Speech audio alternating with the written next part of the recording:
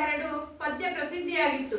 ಆದರೆ ನಮ್ಮ hello kids ಮಕ್ಕಳು 1 2 ಕನ್ನಡ ನಾಡು ಅದರಲ್ಲೇ ಮಾತಾಡು ಅಂತ ಹೇಳುತ್ತಾ ಇದ್ದಾರೆ. ನೋಡೋಣ ಬನ್ನಿ.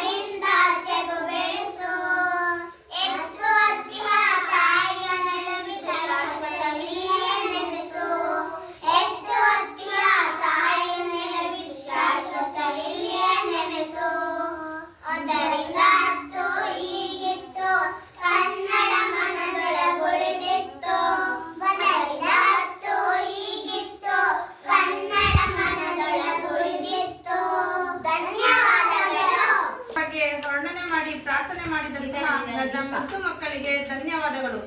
ಅಚ್ಚೆಯು ಕನ್ನಡದ ದೀಪ, ಕನ್ನಡ ಭಾಷೆಯ ಬೆಳಕನ್ನು ಬೆಳಗಿಸುವುದು, ಕನ್ನಡದ ಶ್ರೀಮಂತಿಕೆಯನ್ನು ಮತ್ತು ಶಕ್ತಿಯನ್ನು ಸಾರುವುದಾಗಿದೆ.